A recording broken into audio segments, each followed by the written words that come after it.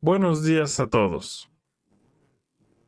¿Qué hay para hoy? Vamos a discutir el problema de la expulsión, deportación, como quieran llamarlo, de ucranianos o de hombres ucranianos desde el extranjero, en particular desde la Unión Europea. El asunto es que, literalmente ayer, la comisionada para los asuntos de los refugiados ucranianos, Silva Johansson, declaró que, en su opinión, se debe expulsar a los hombres ucranianos de Europa porque Europa apoya.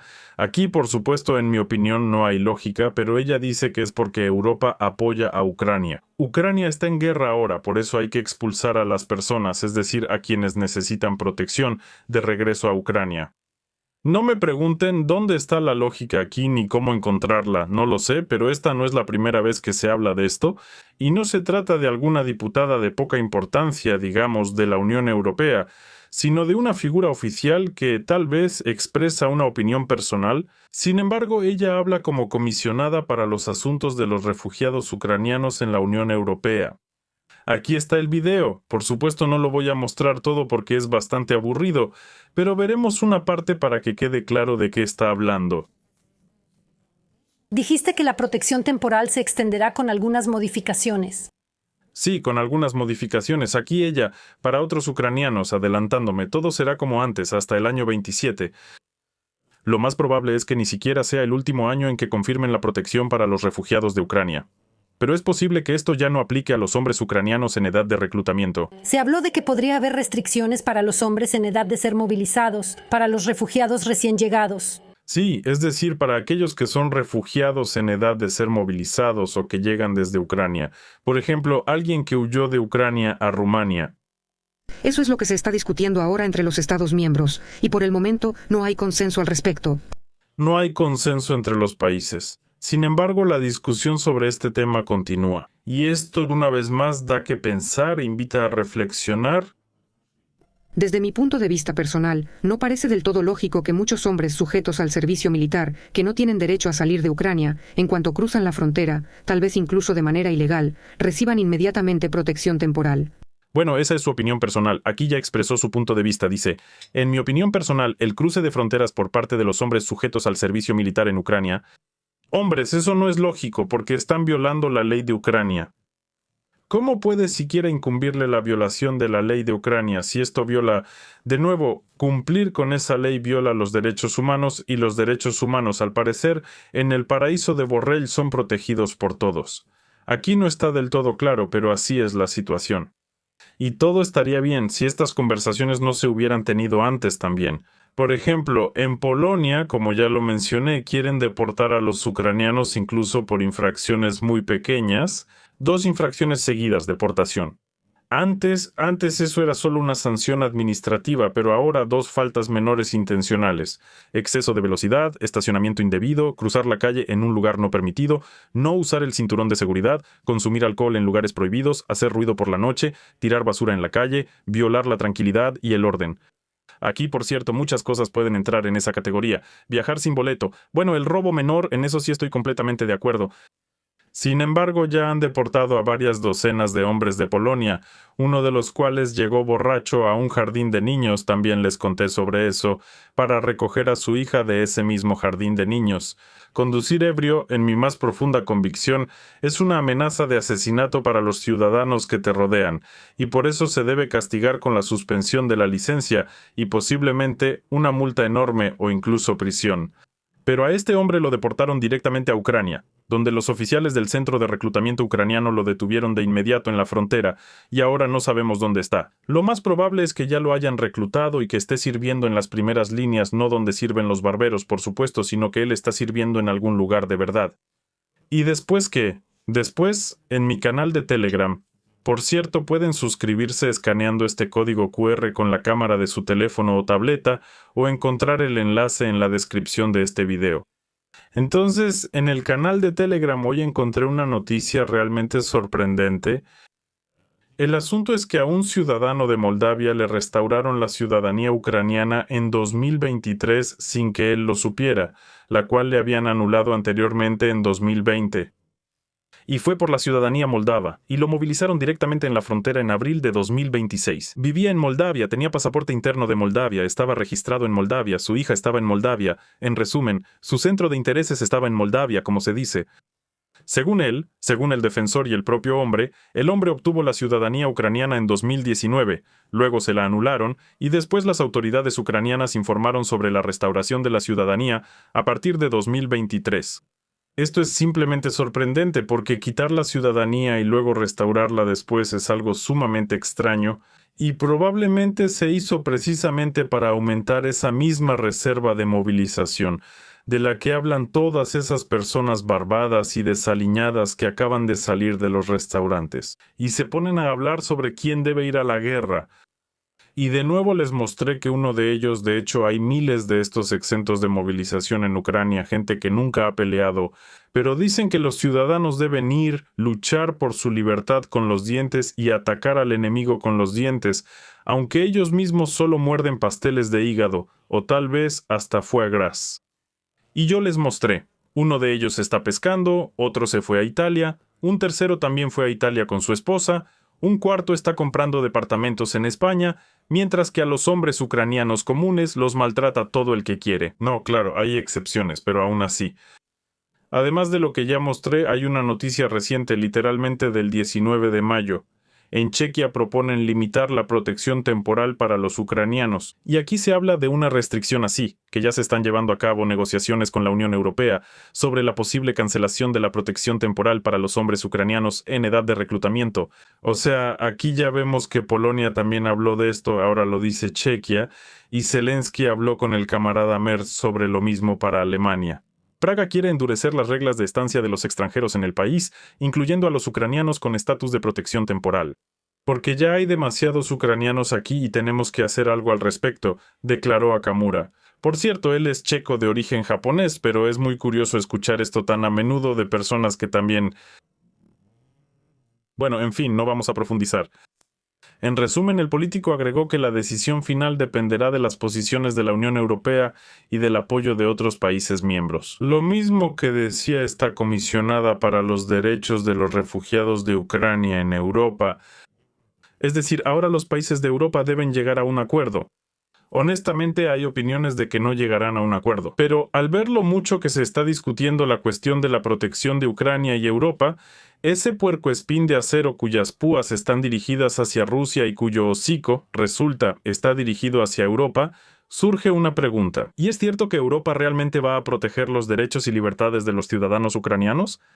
En mi opinión, si la cuestión es enviar soldados desde la propia Europa para luchar contra Rusia o utilizar las fuerzas de los ucranianos, que se mueran allá, que los mutilen esos de las oficinas de reclutamiento y todos los demás. Pero para Europa la cuestión será inequívoca. Por supuesto que Ucrania siga con eso, nosotros la apoyamos, apoyamos a las mujeres, apoyamos a los niños y ustedes allá sigan peleando. En general, por parte de los europeos, de nuevo, bueno, a mí, como ucraniano, naturalmente, esa idea me resulta repugnante.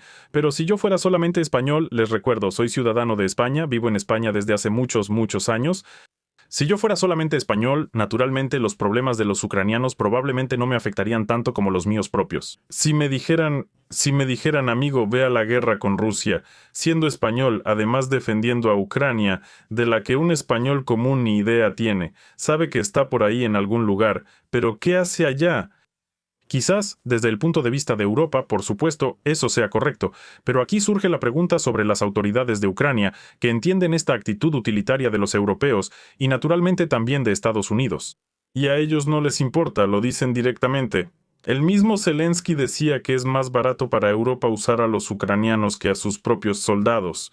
Alguien por ahí decía que eso está bien porque somos el escudo de Europa, y los ucranianos con sus propios cuerpos protegen a Europa. Eso por supuesto no lo decían los soldados y oficiales de combate, pero esos de la barbería, que primero usan la boca en el restaurante consumiendo alimentos y luego con la misma boca salen y trabajan en algún estudio, sorprendiendo con sus habilidades orales y de oratoria, y expresando, soltando sus diferentes opiniones sobre ciudadanos aún impresionables, o tal vez ya maduros, pero de todos modos eso solo provoca rechazo. Esas construcciones verbales suyas son bastante extrañas, así que aquí la cuestión en general es complicada. Lo único que quiero decir como consuelo es que, naturalmente, mañana nadie va a deportar a los ucranianos, simplemente porque alguien allá, sea Ilva, Ilin, Mailirma, alguno de ellos, haya dicho que sería bueno. No es un proceso burocrático muy largo, así que tal vez decidan algo hasta finales del 26, parcialmente. Tal vez decidan algo en el año 27, pero de nuevo, eso todavía se va a discutir por mucho tiempo. Pero quiero enfatizar que es mejor pensarlo, porque la discusión está en marcha y en principio todo se está moviendo en esa dirección. No muy rápido ni muy seguro, pero se está moviendo. Y aquí ya no se puede comparar con la fábula de Krylov, donde el cisne, el cangrejo y el lucio intentan arrastrar el carro en diferentes direcciones. Ahora ya están más o menos sincronizados y van en la misma dirección. Por eso, bueno, me gustaría aconsejar que cambien el estatus de refugiado por otra cosa. Si están en Europa, aprendan el idioma si aún no lo han hecho y trabajen si por alguna razón todavía no han conseguido empleo. Y en cuanto a las conversaciones mismas, ya en abril se decía que la Unión Europea iba a implementar filtros estrictos y revisaría la estrategia de permanencia de los refugiados ucranianos en su territorio.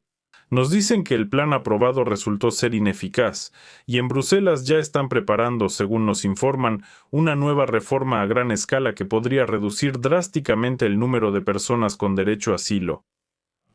Así es, y debido a la complejidad de la burocracia, el nivel de transiciones exitosas a otros estatus es bajo. Solo unos pocos países han comenzado a desarrollar mecanismos claros para la transición del estatus de refugiado a otros mecanismos de protección: Polonia y Chequia. En cambio, la mayoría de los estados de la Unión Europea no han proporcionado instrucciones claras. Sin embargo, el proceso avanza, de eso no hay duda. Quien quiere hace la transición con pocas excepciones. Y de nuevo la iniciativa viene de esta misma Ylva Johansson, quien acaba de hablar ante nosotros. ¿Ella claramente quiere que los ucranianos regresen a Ucrania para que allá luchen en la guerra? Aquí hay otra noticia igual. Del día 19, es la repetición de las mismas palabras. Aquí está lo que dice esa misma Johansson. Y además de todo, Ucrania, por alguna razón, ya en abril otra vez del año 26, o sea de este año, empezó a prepararse para el regreso de 2 millones de personas. ¿Por qué y para qué es esto? No lo sé, pero sin embargo, pues se está preparando. Hasta unos 2 millones de personas nos escriben. Y además de todo, el gobierno planea desarrollar comunidades y no solo brindar ayuda a personas por separado. Al parecer, eso ayudará mucho. Hay un ministro de Política Social, Denis Ulyutin, que después de la guerra espera la llegada a Ucrania de alrededor de 2 millones de ciudadanos. Al finalizar las acciones militares activas. Según él, la Universidad Nacional de Defensa dice que nuestras comunidades deben ser capaces de recibir tal cantidad de nuevos habitantes. Por eso es importante enfocarse no en la ayuda individual a los que regresan, sino en el apoyo a las comunidades. Estas mismas comunidades, de las que ya he hablado antes, son una manera sumamente conveniente de desviar recursos del presupuesto. De la misma manera en que, por ejemplo, el presupuesto es manejado por el alcalde ucraniano de Mariupol, el alcalde ucraniano de Bakhmut, de Artyomovsk, de esos todavía hay. Incluso la administración de Lugansk, creo, del lado ucraniano todavía existe y sigue recibiendo dinero, casi para la construcción de escuelas otra vez en la región de Lugansk. No pregunten por qué ni para qué, pero los presupuestos sí se los están gastando. Pero imaginen, ahora hay una especie de comunidad, ni siquiera sé qué es, pero digamos un cierto grupo social, un grupo de personas, digamos 1000 personas. Tienen a una persona como líder, un subdirector, una secretaria, un gerente, un especialista en seguridad contra incendios, algún instructor sanitario epidemiológico y un adiestrador de perros. Bueno, lo agregamos solo para adornar la frase. Y entonces llega el presupuesto y naturalmente el alcalde empieza a distribuirlo. Primero, por supuesto, asignará el salario del alcalde, del adiestrador de perros, bueno, al adiestrador de perros al final. Sin embargo, y después de que se hayan resuelto estos asuntos organizativos, estos fondos organizativos, entonces ya empezarán a llegar para ayudar a algunas comunidades. Y de repente, en esa comunidad resulta que está su compadre, su hermano, su cuñado, su esposa, el sobrino nieto de la tía abuela. ¿Quién creen que recibirá esos fondos primero? De nuevo, que llegaron al presupuesto de esa misma comunidad a partir de los impuestos del presupuesto del país, es decir, de los impuestos de los ciudadanos de Ucrania. Bueno, naturalmente primero lo recibirá ese mismo sobrino nieto de la tía abuela lejana, junto con todos esos compadres, cuñados y demás parientes, y después todos los demás. Bueno, además no hay que olvidar a las fuerzas del orden y a muchos, muchos otros. Por eso es Y esa es la razón por la que no quieren implementar una protección individual, sino dedicarse a sabe Dios qué. Esto también lo dijo Zelensky, ya lo mencioné antes, pero incluso el año pasado, ni siquiera el año pasado, creo que fue en el 23, cuando la Unión Europea asignó enormes fondos para ayudar a los refugiados de Ucrania, dentro de cada país se asignaban ciertos recursos. Él dijo, escuchen, denos ese dinero a nosotros y nosotros lo distribuiremos de manera selectiva entre los refugiados. O sea, la lógica era que la Unión Europea enviara el dinero a Ucrania, y Ucrania, con mano generosa, lo repartiera entre los huérfanos y los necesitados, fondos que no fueron utilizados por personas que, de nuevo, están construyendo casas bastante buenas como estas. En condiciones de guerra, una fortificación es algo que todos quieren tener. Pisros Renks, como dice nuestro ministro de Relaciones Exteriores, Sibiga. Y bueno, sí, un completo impeachment. Eso tampoco es un insulto, son sus propias palabras, un intento de hablar en inglés. En fin, ahora veamos a los líderes poderosos. ¿Dónde están aquí? Aquí tenemos uno, ya lo mostré antes, pero vale la pena mostrarlo otra vez. Lo pondré al final del video. Este niñito de mamá aparece muy seguido en el estudio, no solo del Canal 5, sino también de otros, y cuenta todo tipo de cosas patrióticas, siendo por supuesto un super militar, un Super Terminator T-3005 Ultra Plus Max. O sea, todo va encaminado a que el Internet se convierta en un privilegio elitista para el ejército ruso y los funcionarios. Esto lo dice una persona que también abogó por bloquear Telegram, por bloquear todo lo que distrae al ucraniano ¿de qué? De la guerra. La verdad, sinceramente, otra vez, no entiendo las discusiones en Ucrania sobre lo que se bloquea en Rusia, porque Ucrania va y copia esos mismos bloqueos en su propio país. Ahora una enorme cantidad de funcionarios, diputadillos y demás están diciendo que Telegram es dañino, que otros recursos rusos no son tan dañinos. Y Elon Musk no es diferente, su X también hay que bloquearlo por completo, no dejarlo pasar, no permitirlo. Así que... Para que no esté disponible para el ruso promedio, el descontento está creciendo entre las tropas. Putin tiene miedo abiertamente porque no está seguro de que sus servicios secretos como el FSB puedan protegerlo durante posibles nuevos disturbios. Después de todo, el frente está cediendo. Los rusos prácticamente no tienen ninguna ventaja, ni siquiera táctica.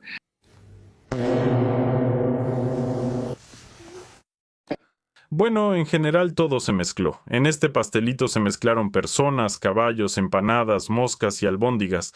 Mezcló todo en un solo montón, solo para dar algún discurso patriótico.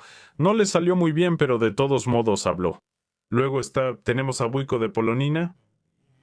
Buyko de Polonina, mirando astutamente a la periodista, cuenta que Rusia no puede atacar a Ucrania con armas nucleares. ¿Por qué? Ahora el especialista nos lo va a explicar. Rusia comenzó los ejercicios nucleares el día 19 y los lleva a cabo hasta el 21 de mayo. Hablemos de esto brevemente. El tema nuclear en realidad siempre causa mucho miedo, incluso si Rusia no tiene la intención real de usar armas nucleares. ¿Usted qué opina? La periodista dice que no hay, incluso si no tenemos un miedo real de que Rusia lance un ataque nuclear, pero yo, por ejemplo, sí tengo muchísimo miedo.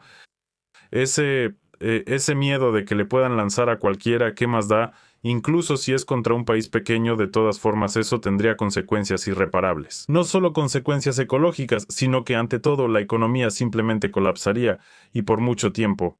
Pero al parecer el abuelito no tiene ninguna preocupación. En cuanto a los ucranianos, hay que entender que las armas nucleares son diferentes. Vaya, eso sí que es un giro inesperado, ¿no? Un analista de primera, de verdad. Eso asusta a los estadounidenses, eso asusta a los británicos. Son misiles balísticos intercontinentales y cosas por el estilo, con los que simplemente es técnicamente imposible atacar a Ucrania. Tío, los misiles intercontinentales son armas estratégicas. Esas son las que se usarían ya como último recurso.